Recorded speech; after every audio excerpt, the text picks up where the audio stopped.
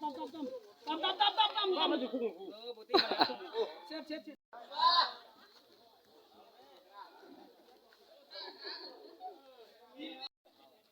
บาย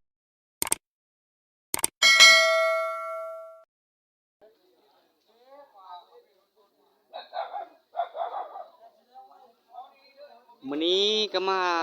พาทุกคนมาเบิ่งเขาเจ้าเฮ็ดวีกโลมทุกคนเลยถือว่าภารกิจในวันนี้ทุกคนก็ประมาณนี้มาสร้างสถานที่แต่งประดับประดาต้อนรับสงกรานต์ปีนี้ทุกคนเลยก็บ่มีหยังหลายดอก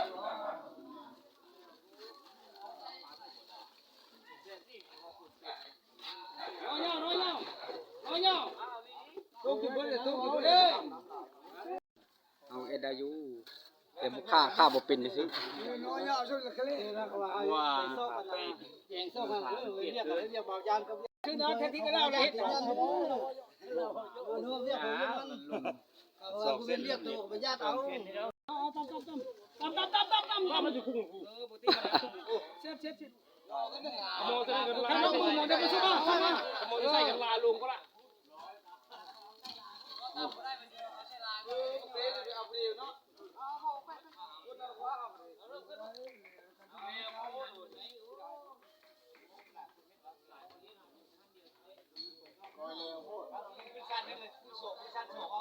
กับผมมีอย่างไรทุกคนเลยกับประมาณนี้นะมาให้ทุกคนชมบรรยากาศตอนนี้ก็เดททุกคนเลยตอนเช้าทุกคนเด้อนี่นะบรรยากาศเดทเอานึงทุกคนเลยตัวนี้ก็ประมาณ8 นาฬิกาประมาณนั้น8 โมงทุกคนเลยพากันสวยสร้างสาพัฒนาทุกคนเอ้ยโรงเรียนทางเข้าโรงเรียนถือว่าให้มันสวยสดงดงามขึ้นทุกคนเลยกับผมมีอย่างไรดอกกับประมาณนี้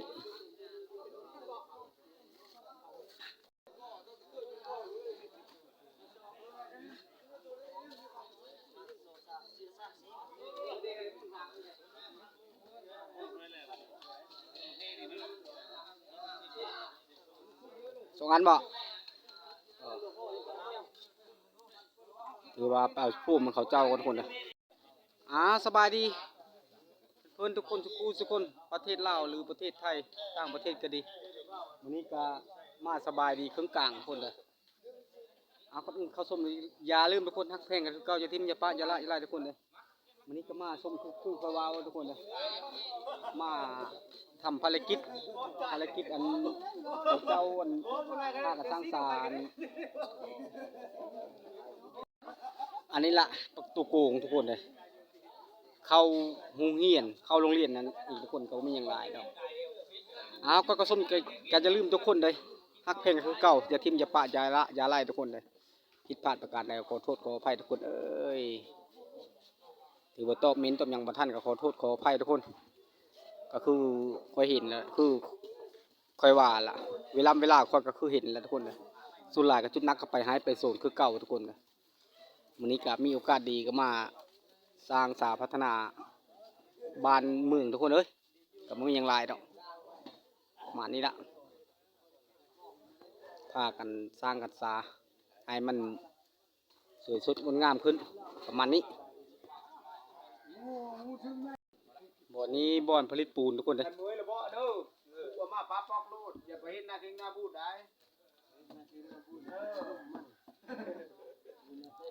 กับประมาณนี้ทุกคนเลย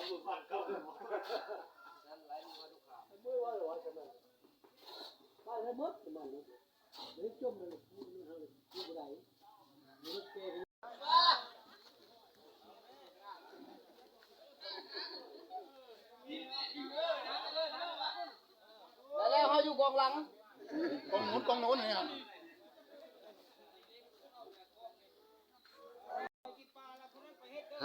ถือว่ากาแล้ว1 คันทุกคน1 คันตอน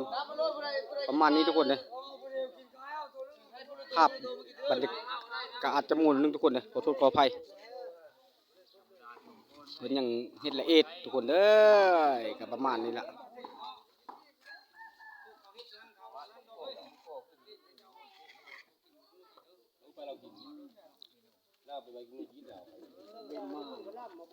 มันมาเลยเฮ็ดนี่โอ้ยว่ามั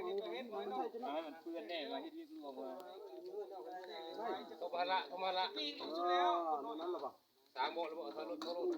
ต้องการแน่ถูกกันหลายบ่ธรรมดาทุกคนเพิ่นได้เน่ได้หยังข้างในเลยอ๋อย่างแปลงเสาทุกคนบาดนี่ถึงขั้นแปลงเสาละประมาณนี้ทุกคนเด้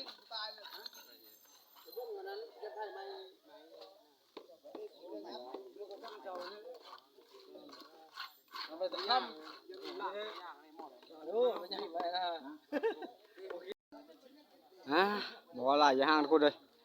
คลิปนี้ก็มาซ้ำนี้ก็จบซ้ำนี้ทุกคนเลยเขาส้มแล้วก็อย่าลืมโทษนักเพื่อนกันเก่าจะทิ้งอย่าปะอย่าละจะได้ทุกคนในพิการประการใดขอโทษขออภัยทุกคนเลยถือว่าเขาเจ้าเอ็ดกะแล้วประมาณนี้แหละทุกคนนะถือว่าคลิปก็อาจจะจบซ้ำนี้เจอกันคลิปหน้าทุกคนสำหรับคลิปนี้จบซ้ำนี้